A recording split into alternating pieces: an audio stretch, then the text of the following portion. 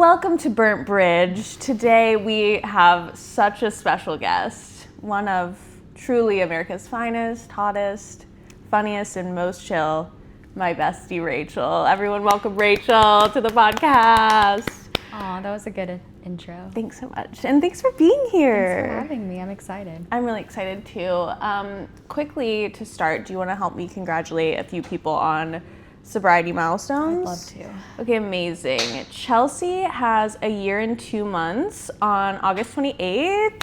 Let's go, Chelsea. Lizzie had 30 days on August 6th. That's the hardest 30 days you'll ever have. Juliet, I love Juliet. She's one of my friends on TikTok, has 118 days. Incredible. And Kirsten has 9 months on August 12th. Yay, everyone. You're doing it. Okay, Rachael, there's so many things I want to talk to you about. First of all, I want to talk to you about our shared past, our shared fears. You and I met in college. Yes. And tell everyone why that was like the best moment of your life when we met. Well, so I don't exactly remember the moment that we met, but I just know that we met through our college sorority, through mutual friends. And I think, honestly, I feel like we're closer now than we were in college. I feel like college, we both were a mess, respectfully. Like, we went to Texas State, and it was like the cool thing to, you know, go out and party and all of that. But I think like now we have such a deeper bond, but I just remember that you always were very like caring and loving and emotional, like I am. Period. Very sweet, very honest, and you were a good time. I mean, I hate to bring that up, but you were a good time. See, no one believes me. Yeah, for the most part, except for when you were super drunk. But you know, you not past that limit, great time. Yeah. Once it was like 4 to 5 drinks, I'm in the pocket, I'm living my truth. Anything more than that, and it was always more than that, things start getting sad, they start getting scary. You did cry a lot, and I was like, same. I was like, okay, finally, like someone gets me, because I cried a lot too. So I was like, okay, this is perfect. But we have this photo shoot from, it was like when we were both turning 21, it was like that season. Yeah. And I think that was the night, I think both of us got into some shambles that night. Do you remember the photo shoot I'm talking about? We both look really cute in it. No. And we're like standing up against a wall. And there were like streamers in the background? Yes. Was it at Hillside? I think so. I had a lot of photo shoots back then. I know. I was very active on Instagram. I remember because you took this picture of me and I loved it. It was like my profile picture for years. You're gonna have to send it to me because I don't remember that. Because we took so many pictures we really together. did. And we were drinking at the pre-games, so of course. It was all a blur. I also think that when we kind of came back together, it was after like everything had happened with me, after I'd been to rehab, and then you had also been through some like hard shit that just happened, and so we were both like truly rebuilding our lives at the same time. And I think that like I remember going to Emily's birthday, and it was the first time that I'd seen you since like, you know, college. And do you remember? No, the first time that we saw, I think the first time we saw each other was right before the camping trip, because I remember the camping trips when I was like, damn, like, I don't know why we stopped talking. Yeah, well, no, because we had seen each other at ABBA at Emily's birthday party. Was that before camping? Yes, it was before camping. Oh, God, okay. Because that was like when, like, I was like almost not invited to that because I was so new back into Austin. Really? Okay. And that was the first time I had seen you, but we didn't really talk that much. And yeah, and then we went on this, let's tell everyone about the camping trip. That was the worst time of my life. It was honestly, and I'm not even going to try to like pretend that like we're camping girls and being like, oh my God, like we love nature. Like we don't. We had nothing to do that weekend, and our friend Emily was like, do you guys want to go camping? I have all this stuff, like I'll go get everything, just get in the car, and like it'll be so much fun. And for some reason we both said yes. Mind you, it's the summer in Austin, Texas. It was a crisp 98 degrees. And I remember my dad calling me and he's like, I don't think this is a good idea for you guys to go camping. Like, you guys are in a heat wave right now. And I'm like, oh, we'll be fine. We get out there and Emily is in her element. Our other friend, Maddie, they're having the time of their lives. They're like Bob the Builder with the tent over there. Bridget and I are trying to like sneak into our cars to sit in the air conditioning. I think our dogs are having a heat stroke. Yeah. It was truly one of the hardest moments of my life, and like it has shaped me into the person I am today. Like, when I tell you, we were out there for 6 hours hiking up that tent, Bridget, and I remember I looked at you and we weren't like, we were like close in college, but it was more so like the partying friends or whatever. And so when we were camping, we were like starting to become like friends again and stuff. And I looked at you and you had the same fear in your eyes that I did. And I was like, okay, this is my bitch. Like, I gotta stick with her. Yep. And we gotta figure out a way out of this thing. And so thank God our prayers were answered later that night after we'd been out there for 8 hours, sweating in places we should not be sweating, like praying to God to like get us out of here. We saw a little scorpion kind of like run across the campsite. In the tent, though. Yeah. It was inside the tent. And we had our dogs with us. And so I thought to myself, I was like, now is the perfect moment. We have We're got out. to capitalize on this. I locked eyes with you, you locked eyes with me, and we're both like, we don't think this is a good idea. Well, we went to the car. Yeah. I was like, I gotta go sit in the car for a second and just like gather my thoughts. Yeah. And then you joined me in the car. I think I maybe texted you. And I was like, how are we gonna tell them that we're not gonna stay? I was like, it's not an if, it's like, how are we gonna break the news that I'm not gonna be here anymore? And this had been after 4 hours of setting up our camp equipment. And it, like, I will give Emily this, like, in terms of how good a camping situation could be, it was the best it could be. Fantastic. She did an amazing job. But unfortunately, we were exposed to the elements, and that's beyond any of our control. We should have never been there in the first place. And we know where we went wrong, which was saying yes to this camping trip. But And we'll never do it again. Yeah, but I remember, so we saw like scorpions or whatever. We were like, no, we got to get out of here. We drove back to Emily's house at like, it's midnight at this point. We all go to our respective homes and we're like, we'll go back to the campsite in the morning and clean up. And I remember it was like 1 a.m. and my phone goes off and I get a text from Bridget, and it was like, I have never been more thankful for this moment. I literally got in the shower when I got home, and like, I had genuine tears in my eyes. I was just the gratitude to be in anywhere but that fucking place. In air conditioning, Oh my truly. God. And I think that's what really solidified our bond, because we both knew we had to get out of there at all cost or we were going to lose our minds. And we'd only been out there for like 6 to 8 hours at this point, but it was 6 to 8 hours too long. It was. For both of us. And the crazy thing is, like, we went back in the morning and there had been like this huge storm that passed through. The tent was like flooded upside down. Like, we truly saved everyone. I mean, I hate to say it, but like, so something about Rachel and I is that we share, I don't know what you would call it, like horrific OCD and anxiety. Like, we bond over that. And I think that experience really showed us like, oh, you're my people in this way. And, you know, our other friends, they don't really struggle with that as much. And that was really just something that I realized that from then on I could really go to you with those things. Yeah, same. But it was one of the worst things to happen to someone with those problems, because our fears were actually confirmed. And it was like we had a premonition that something bad was going to happen, and then sure enough, it stormed. Yeah, I mean, truly, like, did we save everyone? Yeah. Would you call us a hero?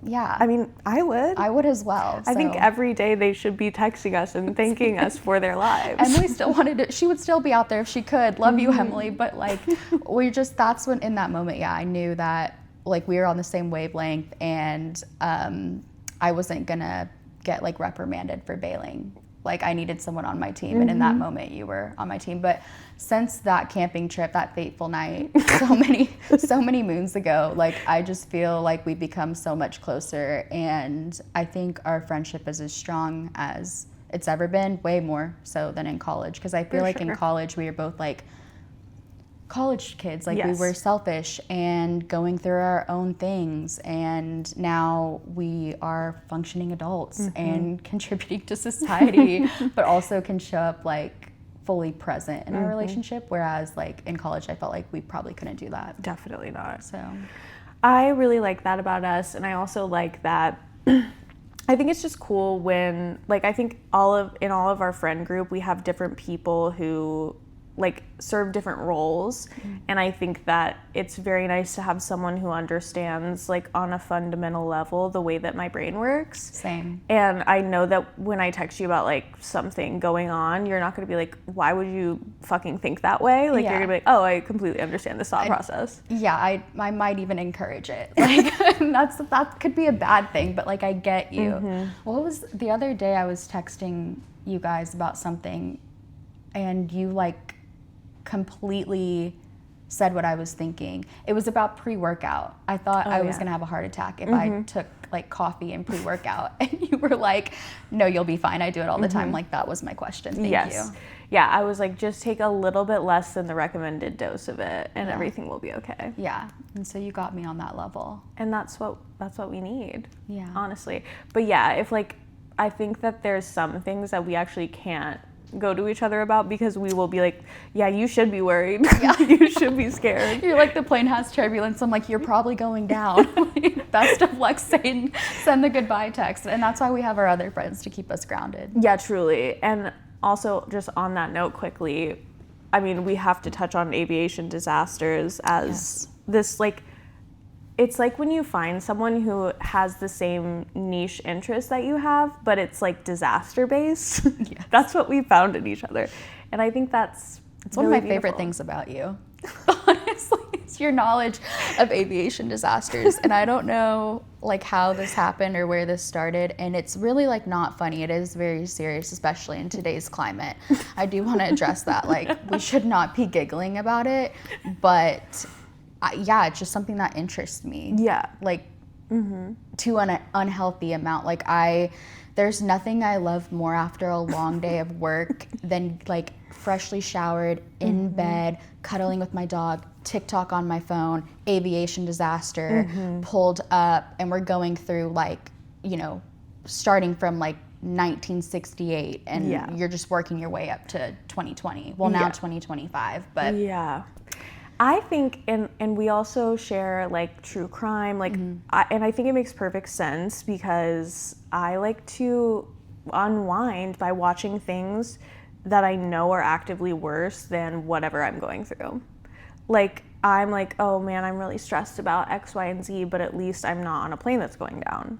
Or at least I'm not being murdered right now in this moment. That's so true. I never thought of it like that. It just fascinates me, but that could be why we like it so much. I think it's fascinating, and I think also it helps me to like be grateful for the fact that I'm not experiencing it. Right, but then it comes time to fly, and all hell breaks loose, and I am sending my goodbye text prior to boarding the flight. We have this thing in our group chat where we'll send the trophy for the person who's like being the most dramatic. We've kind of stopped doing it because it got a little offensive, but you will be receiving those when you am boarding a plane. But I'm always, so like when I board a plane, I text my dad, my boyfriend, and then the group message with all our friends. I'm like, taking off, love you, bye. So you guys are like part of that. And then you guys are always like, okay, love you too. Like, text us when you land. Like, you guys are just so like great at being there. But you don't really have flight anxiety, do you? I don't. I used to really bad, and I used to get super hammered to get on planes naturally. But now I just kind of see it as an exercise in radical acceptance. Like, I'm just like, there is literally nothing I can do in this moment in time. Like, I am so not in control of the situation, which I never am, but like at least on the ground I have the illusion of being in control. In the air, there's nothing I can do. That's actually crazy, because I think I'm so delusional that I do think I can control the plane going down. Like, I think I would be that guy in, what was it, like 13A, 11A? 11A. Yeah, and I would like somehow control the plane not going down. But I do need to remember that. Yeah, it's just like a good exercise, honestly. And in the rest of life, it's like, I think I have control, I don't. If the plane goes down, like, that's truly what's gonna happen. Right. But the statistics are in our favor. Yeah, I know. You tell me that all the time. I just need to like believe that. Sometimes I pretend like I'm in a simulation and like it's not actually, because I'm like, I can't accept fully as a human being that I'm in the sky in a plane right now. That's simply too big for me to grasp. And so none of this is real and everything's made up. I think that's a good stance to have. Thank you so much. I probably won't have that stance. I'll probably be texting you come December 19th when I'm flying to Maryland back home, being like, I'm getting on a plane. Is this normal? Love you guys, bye. But baby steps. Baby steps. One of the last times Rachel flew. Yeah, this was not. There was like, you know how on a plane, like, there's like when the air comes on, you like kind of see steam come from it. We just get a picture of the steam coming from the air filters. And she's like, is this normal? Okay, first of all, I have never seen this in my life. I've never seen a plane be cleansed like that. So like I pre-board, it's this whole thing, but I get to pre-board and I guess that's like when they do it, but I've never seen it. And so I'm taking pictures. I'm on Reddit threads deep, like what does this like mean? There's like smoke coming from the plane. And like they're Googling it, my boyfriend's smoke. Googling it, and he's like, you know, it's just cleaning procedure. But at that point, we weren't even up in the sky, and I was like, this is not good. I've got to turn around. That picture was so funny. It was, the thing, it was like, I was actually concerned. So that's kind of what Bridget and I bond over, is our fear of flying and everything else. And everything else. Right, but and also like, you do know what to say in those moments to like calm me down. You're like, this is normal. This is what it is. I'm like, okay, perfect. And I think it's great because like we have the same mentality, but our approaches to like dealing with things are so different. Like I literally try to channel you anytime I have something where it's like I need to be direct. Aww. Like you're just so good at that, and I respect that because as we know, I struggle greatly with that. And I think like if we were to combine into one person, we would truly be the perfect person.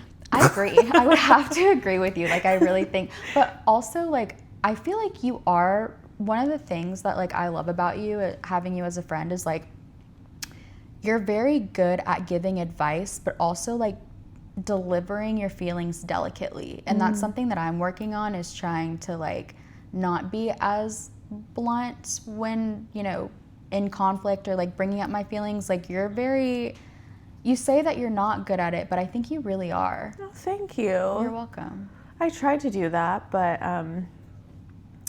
yeah, a lot of times it's just really hard for me to do anything that isn't like overtly positive. I just struggle greatly with it. Yeah, but you have a good delivery, like in conflict. I really do, like, that's one thing I admire about you. Oh, thank you. Don't let it go to your head. But Okay, I won't. I'll try. We would be the perfect person. We really wouldn't be. Okay, I've got some things that I want to do today on this episode here. So first things first is we have some Q&A. The first set of these questions are alcohol related and the second set are general. So I'll probably speak a little bit more to the alcohol related ones, but I would love to hear your feedback as well. Cool. These are all from TikTok, so shout out to everyone who did that. This one says, now that I'm sober, I don't think I can be in a relationship with someone that needs alcohol. What about you? This is a great question, and one that I struggled with for many moons. And now I think, you know, I didn't really date for the first 2 years of my sobriety. And then I met, you know, my boyfriend now, and he is a normal person who drinks. And what I realized is, like, I don't think there's a right answer. I think it's just whatever you're comfortable with, truly, because when I first got sober, I was like, there's no way I could ever be with anyone who drank. Like, it would just be too hard to watch. But then, like, as I got more comfortable over time and, like, hung out with friends and family who drink, like, I no longer have to actively resist drinking when I'm around it. I just don't really think about it. And honestly, I love it when people get drunk because I'm reminded of what if they look that dumb doing it, like, we can only imagine what I looked like because I was so much worse. So now I think it's just a personal journey. Now I'm in a relationship with a normal person. I did date some people who were in recovery, and in those specific instances, I found that two crazy people together, you know, sometimes can be crazy, as it turns out. But I do think that's just a totally unique thing, person to person, and it's whatever your comfort level with being like around alcohol is. Rachel, what do you think about my answer? No, I think that was great. You did amazing. Like, you always give the best like advice. That's another thing that you're great at is advice. But I don't know, this is hard because like I do drink occasionally, but I don't think I could date someone who is constantly drinking, because for me, my partner needs to have like similar goals and similar pastimes, and someone that's like going out every single night and drinking to excess, like that's just not something that I align with in my life right now. And so it's not like I would, judge that person, but it would just be very hard to date someone who constantly was doing that. Now, if they're going out on the weekends, like to a bar once a weekend, or like hanging out with friends, like casually drinking, like that's a different story. So I think it depends on like the spectrum and like how much you're willing to put up with. But one thing that I do admire about you is you are dating someone who like does go out and like drink and stuff and like have a good time, and you are there sober having a great time. And like I really, really admire that. And like it just, you guys have such like a good dynamic. But and I don't want to speak on your sobriety, but I think you are in the place to do that. And I don't think like, if I was going through what you went through, I don't know if I'd be able to do that. Yeah. And so I think you have to be super strong to do that. Yeah, and like year one, I could have never done it. And also like, I think it's hard because when you first get sober, like you just think it's always going to be that way. Like I've never experienced a world where I was sober and didn't want to be drunk, until I got to that place in sobriety, and that took time to get there. So I think I kept giving up early in sobriety because like, fuck, it's always gonna suck this bad. Like, I don't wanna do this. But it's just like, you have to give yourself a chance to grow and evolve in sobriety. And maybe that will come, like being okay with going out, and maybe it won't. And either one is fine. For me, like, I love a dive bar. That's my home. Those are my people. And now I can just go have the same exact experience that everyone else is having. The only difference is I can drive myself home and remember everything and not regret all the things I said and did. So, again, I think it's all just kind of up to your comfort level. And that's what we would say on that. That was good. That was so good. We did so great. Okay, the next one is an unexpected trigger that you didn't see coming when entering sobriety. This is a great question, and the answer is seasons changing. Really? Yeah. Okay. Like, especially when fall hits and it's like, the smell of fall in the air, like the first day that happens, that always is like such a hard day for me, because I'm like, oh my, like that makes me want to be at a campfire drinking a beer. Okay. Like, and wearing a scarf. That makes sense. Yeah. I mean, that does, because the holidays, like, you're drinking and stuff. Yes. And then also, like, when it gets hot after being cold for a while, like, I'm like, oh, I want to be on a patio drinking. Yeah. And it's just strange, and I didn't expect that to be something that bothered me, but it's like, how smells, like, are associated with things? Yeah. Like, I think I have a lot of memories attached to those smells that all had drinking involved. That makes so much sense. I actually didn't know that you struggled with that. It literally happens, twice a year, because we don't really get that many seasons here, but... Yeah, but Worst Fest must have been awful for you. Worst Fest, why did we do that? I don't know why we went there, but like the seasons, really bad beer, like that was awful. But you drove us, and I'm so grateful for you for Thank that. you. It was, I'll never be doing that again. Okay. But it was fine, it was fine. And I like fall. I want to do fall-related things. It's my favorite season, but I don't know why. Like, I think of like college a lot. Like, fall was such a time to do things like Worst Fest, like, parties and homecoming and all the shit that you do in college. Like, in my mind, that's all in fall. When you do want to drink, or that like triggers you or used to trigger you, like, how did you handle it? What's interesting is now, like, before, I'd say early on, I would call somebody, I would like talk through it. Now, actually, sometimes I realize that like I just need the sensation of drinking something. Oh. Like, if I just drink like a Diet Coke, it makes it go away.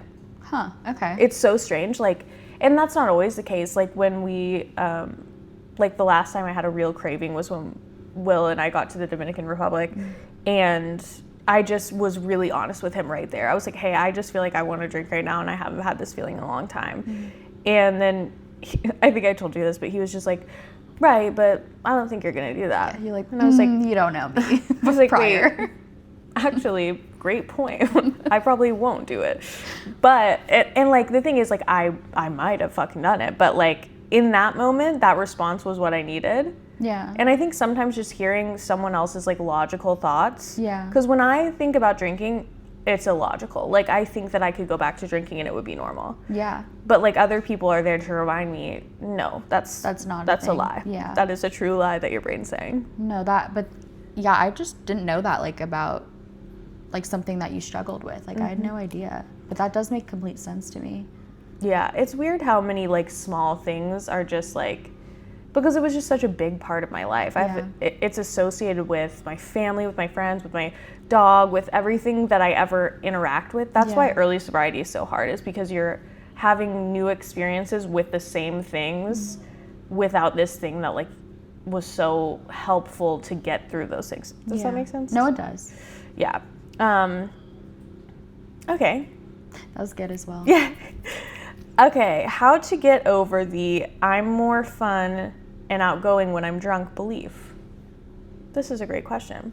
And I think you can speak to this because I always say I'm actually way more fun now than I ever was when I was drinking. Yeah. Like, when's the last time I cried in public?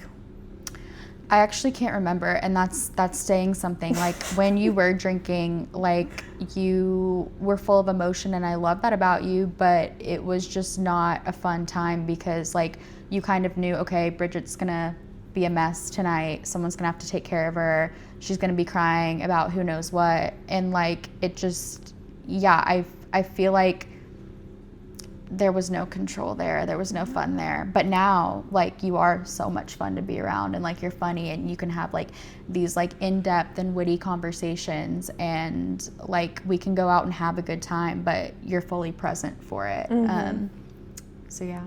Yeah, I think that's right. And I also think, like, I know a lot of alcoholics who genuinely were the life of the party. That was not my experience. But I think that something to remember is, like, I also know that in the moments that I thought I was being the life of the party, if we had footage and we could sit here together and watch it, like, I wouldn't have been. Like, I thought I was so funny, and I thought, like, I was being so interesting, but in reality, like, that was a delusion that I had. Like, I truly was probably being really selfish because, like, I don't know if you notice this, but anytime I'm around someone who's like pretty drunk, there is absolutely no consideration for anyone else. It's I just remember that Halloween party. Which one? That we were at, like, last year. Yeah, and everyone else was super drunk. Bridget was sober, God bless her, but like, the things that were being said, and like, it was a great party. It was a fun time, but like, there was one person there that was just super drunk, and you can tell he wasn't gonna remember it in the morning, but it's like, why would you say and do those things? Like, he said to me, okay. I wasn't gonna bring it up. I'm gonna put him on blast. But since, you know, if you're watching, remember this. He said to me, what did he say? He said, so like, Bridget wasn't drinking. We were playing a drinking game, and we were around the table. So I think he had like a water thing, and he was trying to get her to drink, and she was like, no, I'm good. Or no, we were playing a drinking game, and I just kept passing the drink that I would have to drink to my boyfriend. Yeah. And he was like, why aren't you drinking? Are you pregnant? And I was like, mind you, I'm wearing a crop top, so one of the worst. She looked really good, but yeah, the thought in his mind is, oh, she's not drinking. She must be pregnant. And it's like, the crazy thing was, like, everyone except for him, we were just like, why would you say that? Like, that makes no sense, but you could tell it just wasn't clocking to him. And so, like, I don't think he'll even, like, remember what he said, but you might think you're being bold and fun and stuff, but I don't think there's anything fun about, like, not having control over what you're saying and doing. Yeah, and I mean, like, it was fun for a time, but I find now, like, that genuine and authentic connection is more is worth more than like our relationship now is a great example versus what it was in college. Yeah. Like it's so much more meaningful and like truly what life is about now than when we were just like friends who partied together. Yeah, I agree. And like we had fun back then, but we have fun now in a way that's like much more meaningful and like core memory like for the rest of your life type shit. Yeah, that's so sweet. I'll try. That's really cute. I love you. I love you. And now we're going to go to the general questions, Okay. which I'm excited about. Okay. This is from one of our friends, this question. For two accomplished girlies who have gone through a lot of personal growth and change in the last 5 years, what is a message you would give your younger self? What advice do you think your younger self would give you now? Oh, that's such a good question. I read the second is really part. good. Okay, so first we'll start. What is a message you would give to your younger self?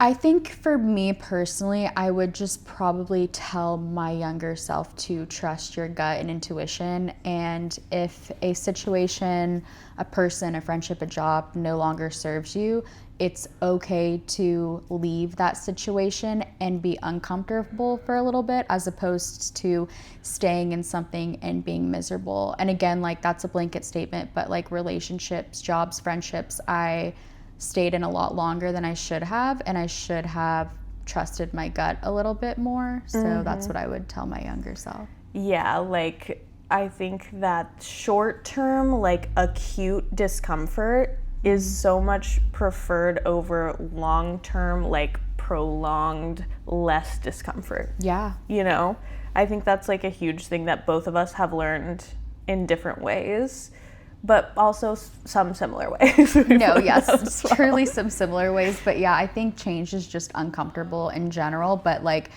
the risk will be worth the reward. Like if you're not a little bit uncomfortable, then you're not growing and like changing is how I view it. Yeah. So, what would you give your younger self?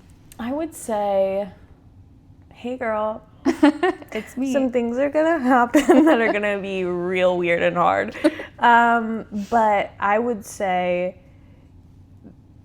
now I know, like back then I did not have a singular belief in myself that I was able to truly overcome anything difficult. Like I thought that anything uncomfortable in my life, like I had to mask and I had to basically just fake my way through. Like I didn't think I could overcome.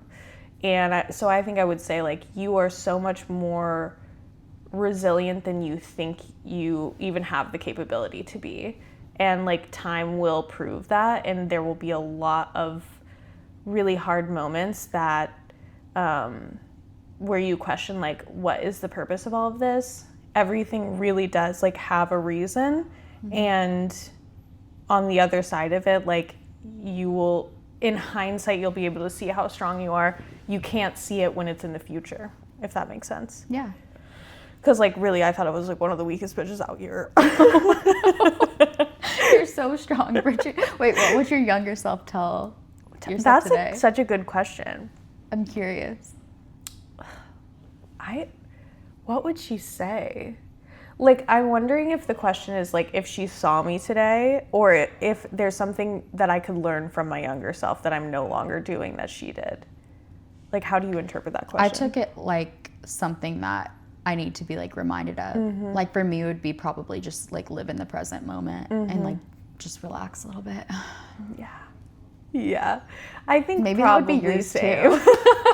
I think our younger selves are together and they're just like, they need to chill out just a little bit. Yeah. Like, I do be getting very high strung about everything. Same. And it's like, I used to not do anything responsible ever. And now it's like, if I don't do one thing, I'm like, oh my God, everything's gonna fucking fall apart. Yeah, same. But it's like, it's gonna be fine. Like we need to enjoy the moment just a little bit more, or I do at least. Same. So, but yeah, I think that was good. Yeah, I think it was too. This is an interesting one. Okay. Who would you cast as one another in a movie about your life? Okay.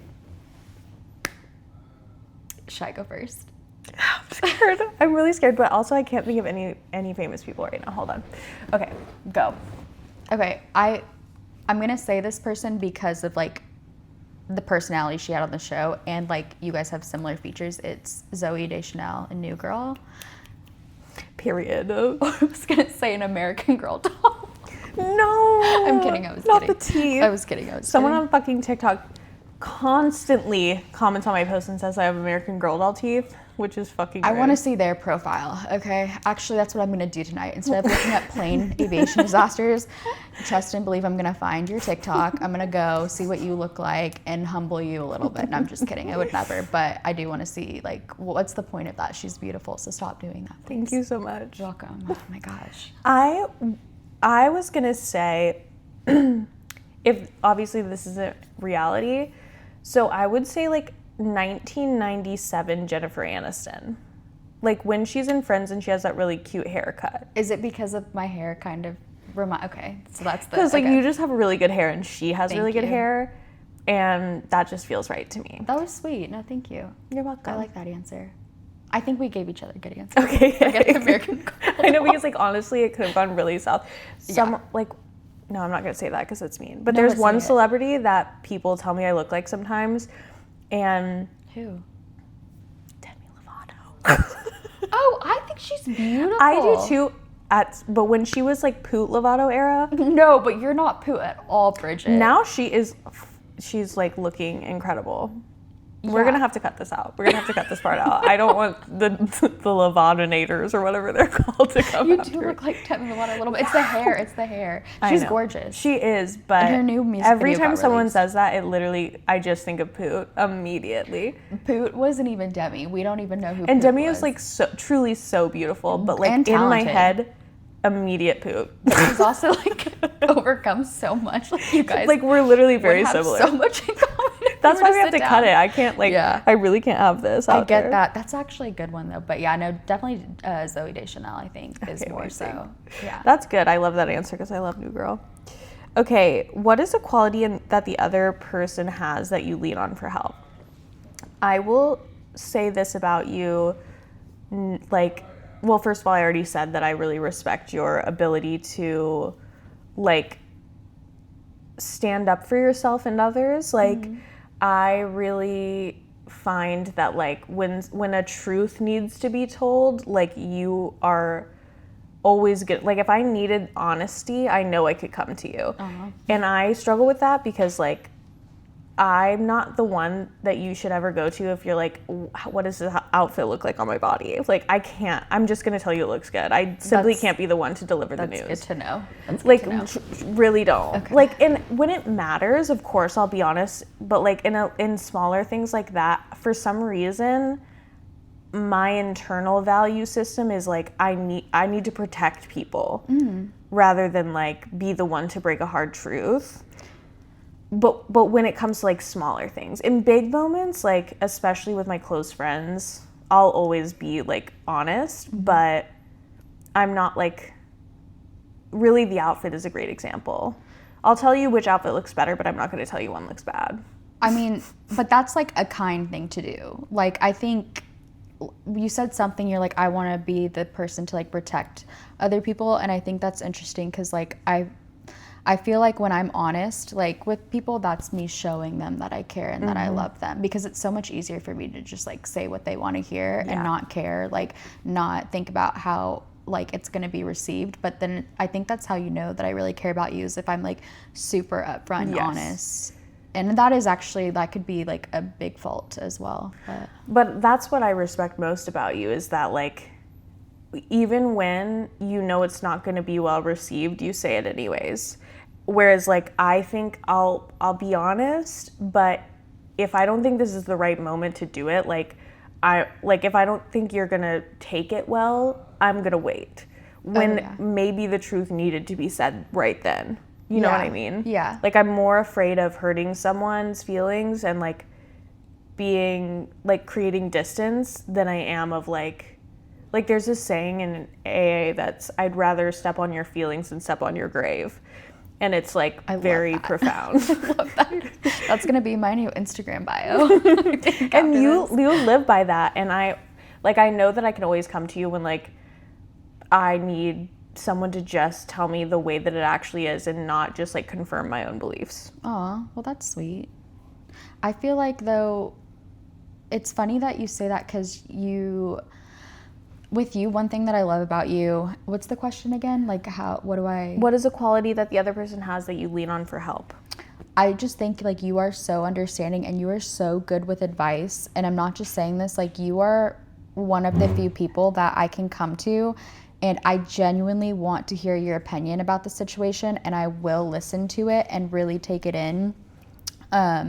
Because a lot of times like this is something I'm working on, but I think like I know what's best for myself. But your delivery when we're talking about something really hard or really difficult is something I really admire. Like, I'm trying to think of an example, but if I'm being too harsh on someone, instead of you saying like, you're being a bitch, you probably need to stop, you're like, well, I think they probably feel this way, like, can you see it from this point of view? And you're just really good about like conversing with people and connecting with people to where they can understand it. So that's one thing that like I lean on you for, is because you are very, very wise. Oh, thank you. Very wise. Like you could have been a therapist. I think it's not too late.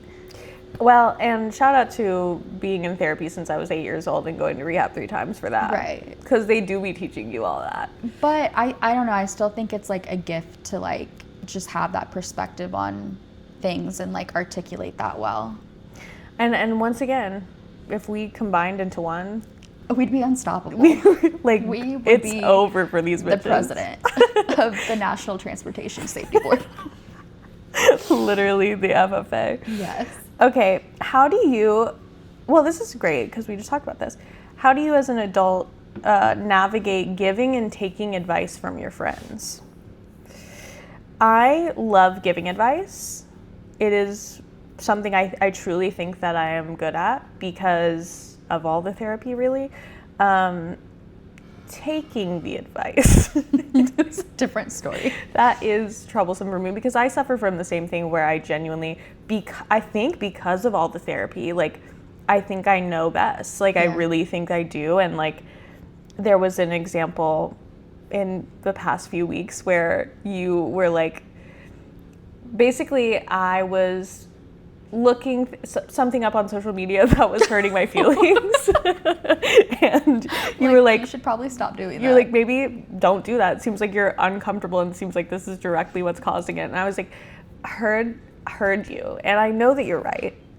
And I will not be doing it. You're like, actually, I'm the only person who knows how I feel and I don't feel that way. And then literally a minute and a half later, she goes, but you are right. Like, I think you are right. And I'm like, no, I know I'm right. And I'm telling you this. It's not good for your mental health. We've got to stop doing this. You're like, noted, but I'm going to keep doing it. I'm like, okay. Well, yeah. I've done all I can here. I really think that giving advice, I think I'm good. Maybe sometimes I give it too much. Like, I need to just, like, back up off of it. But I really think that the struggle I have is taking it. But I think that's true for everyone. Yeah, that's true. Especially as we get older, like, I think we just get more set in our ways and like, well, we've been doing this way, or we've been doing things this way a certain amount of time, like, why change now? It's working for me. Or like, oh, I think I know myself better. And sometimes you do know yourself better. But at the same time, like, I think you and I can only speak for us, but as we get older, our circle gets a little bit smaller and we're more selective on who we have in our lives. And the people that are in our lives are people that we genuinely care about and vice versa. And the advice is coming from a good spot. Whereas opposed to college, like, you had so many like surface level friends like giving you advice and telling you what to do, and that was almost harder to weed out. Whereas now as adults, it's like, okay, I have a core group of people that I go to for advice, and I genuinely try to take all aspects into consideration, because like, that's one of the things I love about my friends is they all have different opinions and different like views on things, on how to handle it, and I'll like pick and choose what applies to the situation. Yeah, I think that's something really great about our friend group is like, we are so diverse in our worldviews, really. Yeah. And like, I think it is nice to kind of get a general feel from the group, and then, you know, take from it what you will. But like you said, everyone is coming from the best possible place. Like, there's no advice being given that is shrouded in anything other than like pure love and like wanting the best for each other. Yeah. Ugh.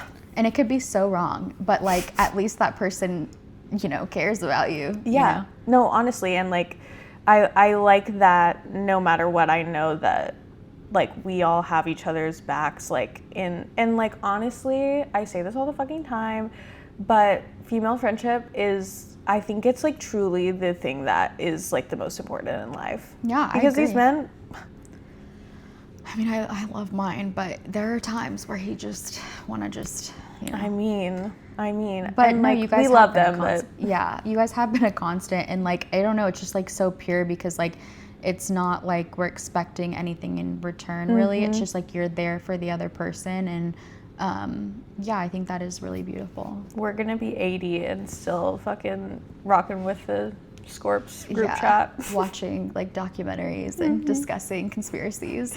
It's gonna be so beautiful. There's gonna be so many more conspiracies to think about Like, by Maddie, that time. did you take your meds today? I'm due for a diaper change. Like, come on. Girls, get in here. I can't wait. I really can't wait for that. Okay, we're moving into the segments, the recurring segments. Okay. So we're gonna start with rock bottom and pink cloud of the week. So worst and best part of your week. Start with the worst. Okay, well, as all of my fans know, I've been without a car for the better half of 3 weeks. And the saying, like, you don't know what you have until it's gone, has truly, like, applied in this situation. I did not know what I had until I was carless for 3 weeks. And so the rock bottom was not having my car for the past 3 weeks and having to miss the first volleyball game of the season, even though I secretly, like, wanted to miss it. Also pink cloud. So yeah, it's kind of like a double-edged sword, but I got it back today, so that's like the pink cloud. And she looks beautiful. Oh, thank you so She's much. stunning. Yeah, thanks. I love those, and I'm really happy for you. I know we also commiserate on car things. Yes. Shout out to Brownies Automotive. Literally, we love you guys. You guys are like like my dads. I actually don't even want to shout them out because I don't want them to get too much business. Oh, they're amazing. Yeah. They will always have time for us. My rock bottom of the week is, what is it? Honestly, I've had like a pretty good week. That's good. Yesterday, Will and I went and like watched the sunset and had a picnic. It was really sweet. That was so sweet. Where at? What's it called? Auditorium Shores. That is so cute. It was really cute. It was just like a random weeknight. Jackson, do better. It was just kidding. It was my idea. You're like, Will, get in the car. What was my rock bottom? I don't really think that I have one, which is great because I feel like I've had a few rock bottom-y weeks in a row, but my pink cloud is that. My niece was born today. Yay. Welcome to the world, little Penelope. And I get to go see her tomorrow. So that's very exciting. Now, Rachel, what's your close my tab, which is something that you need to let go of in your life right now that is like holding you down, that you're closing the tab on, we're not doing it anymore? Relating this back to my car accidents and probably driving erratically, because let me tell you, I really need to be more careful out there. So I'm going to let go of that. But you just like didn't cause that to happen though. That wasn't, you're such a careful driver. Like, I don't know. For insurance purposes, it was not my fault. It but wasn't. I did hit a pole that was in the middle of the road, and I couldn't It was swerve. in the middle of the road. You couldn't swerve. There's literally nothing else you could have done. Yes. And I'm being so for real. Thank you so much for saying that. What else would you have done? I swerved and then hit the car. You Yeah, couldn't you're be right. more I careful. couldn't. You're I couldn't such a have done careful that. driver. Well, then there was the time before that I actually did hit a car. That's a different story, and they couldn't fix that headlight because that was from a different accident. So. Right. All in all, yeah, I think just being more careful out there, not rushing, and kind of just, again, like I said, enjoying the moment. Yeah. A little bit more. I think for me, as I was watching an apocalypse movie today, I had a realization that, As one does. like, it was this apocalypse movie, right? And they're all trying so desperately to, like, get to, you know, a cave or something to, like, survive. And I was like, I had this moment where I was like, we are all desperately just trying to like get more time. Like that's all we fucking want is more time. Even these people, like a comet's coming, like you're not gonna be able to survive. Even though Gerard Butler did survive in because the end. they were on a plane. Because they were on a plane. It all ties together. But I just realized like when you think about it in like apocalyptic terms, it feels very obvious. Like, well, you know it's gonna happen. Why are you trying to like get to higher ground or something? You're gonna die anyways. Like be with your people and like enjoy your last moments. Yeah. But really, that's all life really is. Like, we're all just slowly inching closer to death with every passing day. So that sounds like sad. How do we tie this in? But what I'm like, I think we all get so caught up in the rat race of like, I need to get to higher ground metaphorically. Yeah. I need to like make more money or do X, Y, and Z and whatever. We're all gonna die. Like literally the comet is coming for us all. So why don't we do the things that truly matter? And like, I don't know. I mean, it's so obvious, but I just had a very profound moment where I was like, I have all these things I'm stressing out about all the time, but it's like at the end of the day, right now in this moment, all that matters is I have all my best friends, everyone's healthy, my family's healthy, like I have an amazing boyfriend, I have my dog, I have an apartment to live in, like everything is going well right now. Yeah. I can want more, but I like need to be grounded and rooted in the fact that I have everything that I need right now. That is such a good mentality. That really is. And shout out to Greenland, the 2019 movie. What's that on? HBO Max. Okay, I will probably be watching that later. It's actually so good. Okay. And there's going to be a second one that comes out next year. Oh my God. I'm really excited. Okay, Rachel, is there anything else? Actually, let's wrap up with this. I asked for a few anonymous stories of people in active addiction, and I want to read one of them to you. Okay. Are we like supposed to comment on this, or is this one of those things where I just sit silently? Well, no, I think we'll comment on it for a second. In college, I lived at a house off campus, maybe 3 miles from downtown where the bars were. I got blackout drunk one night and at one point lost friends at the bar. I didn't know this, but a friend who lived in a dorm close by had gone to his girlfriend's for the night. In the blackout, and I don't remember any of this, I somehow broke into his dorm room, which I didn't have access to, and proceeded to go to his bed and sleep for the night. Waking up, the roommate who I didn't know who they were was surprised to see me. I then got a text from the friend who was at the dining hall asking where I was, and I replied, "In your bed. I thought you let me sleep there." He was also shocked and was actually never in the room as he was at the girlfriend's, and the roommate assumed that it was a friend crawling into the other bed late at night. No one knew how I got there, and I had no idea how I got there either. And to this I say, who hasn't woken up in a place they don't remember how they got there? Who hasn't woken up in a bed that they're not sure whose it is and how they got there? I mean, I've been in that countless times. Yeah, and if anything, we take how crafty you are and how good you are at sneaking in places, and that could be a skill actually at the end of the day. Utilize that in your sobriety. Yes. Resourcefulness. Now, could that have gone horribly wrong? Yeah, but you made it and you lived to see another day, and we're thankful for that. And we are. Yeah. I love that. I really think that that's a great moment to end on, because truly we are so crafty, us addicts, and at the end of the day, it's like you take those mistakes and you pick out the positives from them and you integrate them into your new life. Yeah, that was beautiful. Sentiment. That's a great story. Well, Rachel, thanks so much for coming on the podcast. Thanks for having me. This was so much fun, and I love you to death. I love you too. And everyone, do you want to tell people how to find you on socials? Yes, my Instagram's RachAnn. You can go to Bridget's pictures. I'm sure I'm tagged in a few. My birthday is coming up, so I'll make sure she posts a picture of me on September 14th and then again on the 20th. And so set your notifications for that day, because you'll see me on there. You absolutely will. And as always, please subscribe to this podcast. It would really help me. We're now on Instagram and TikTok at the Burnt Bridge Podcast, and YouTube and Spotify, and you already knew that. Thanks, you guys. Bye.